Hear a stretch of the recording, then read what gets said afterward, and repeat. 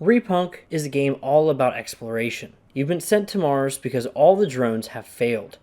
In need of a human touch on the mission, you'll quickly realize that from audio logs or books and even notes that you'll find that you aren't the only person that's ever been on the planet. The gameplay is simple, but you do have a few more tools at your disposal than the usual walking simulator. You have a jetpack that can help a bit, and of course for survival you'll be wearing your helmet and driving a nuclear-powered land vehicle. Your diegetic HUD that only shows when your helmet is on is really nice. And this is showing stuff like how much time you have left for the mission, how much power you have, and even a compass that leads to the main objective. However, it's when you're in the vehicle that I was truly impressed. And this is the only time you can actually take off your helmet to kind of refuel on air supply. But it's in that land vehicle that you'll have access to any of your discoveries, which includes a decently well-acted story setup and even full human books. You also have access to a radio of sorts that allows you to listen to some very basic concepts of musical genres,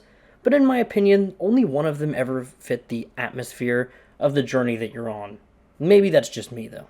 But if you want to, get a little disco with it, you can do that too. The vehicle itself drives like an unstoppable force, but due to the design of the terrain, it's got a tendency to feel pretty floaty, which is kind of explained away as the atmosphere, the gravity levels of the planet that you're on. But when it gets really cool, and this is something that I've noticed that's a visual thing, there's like this effect of wind that goes on. Like you kind of see on the ground, there's like shadows of clouds that start moving really quickly. It simulates kind of like what you would see as a time lapse, but it obviously shows it as real time here. And it looks really cool. And sometimes as you're moving very slowly up a very steep slope, it gives that feeling that you're actually getting some wind resistance. And I think that feels really, really good.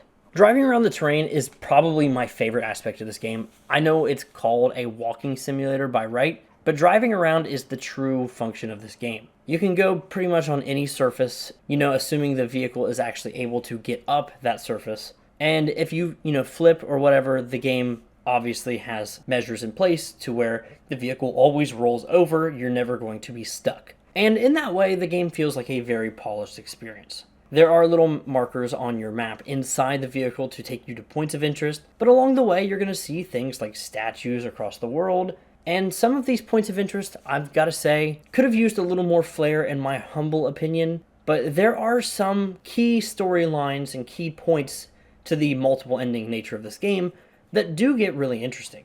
And from my testing, I've played through the game, properly 3 or 4 times at this point with a few silly deaths at the beginning.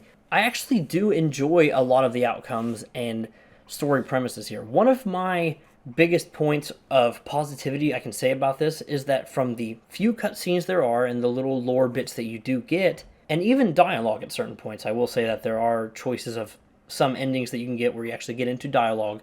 I won't spoil any of that, who you're talking to or what's going on, or the consequences of those conversations. But I have to say, man, this game does a really good job of setting up a world I want to see more of. Whether that is another driving around simulator like this, I don't know that that really works that way, but it's always good when I walk away from something wanting to know more about the world. And that's the biggest thing I can say about this experience. I think this is a really fun experience. And currently, I don't know the price as I'm recording this video. So hopefully the price will be flashing on the screen here. So you can play this game for an hour, you can play this game for 8 hours if you're trying to get all the achievements. It doesn't matter, you're going to have some type of good time as long as you know what the experience is here.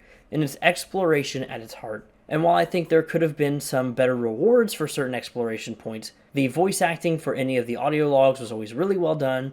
And another beautiful moment is as there's that dynamic day and night cycle that you're going on about throughout this world, you'll see that really deep red of Mars and the beautiful dustiness that goes all around, and then even the skyboxes at nights with the stars are incredible. It really just feels great to look at, especially as it goes into those deep blues as well, which also indicates that you can die of freezing to death because it's a very cold planet. It's not as close to the sun as Earth is, as we know it. So whenever the sun is not directly there, you will die. And that's something that you'll learn very quickly. And it is one of the few dangers that you have to look out for in this game. That being said, I do recommend this game if that's what you're into, that exploration. It's a very chill experience. I wouldn't necessarily call it a Zen game, but if you're into space exploration, maybe a little bit of that alternate sci-fi, maybe realistic sci-fi would be a better term, I think this is where you're going to want to look. I think it's a cool game, but you have to know exactly what you're getting into as you do it. But really, that's it for me. This is just a quick little video, and I just wanted to highlight this game.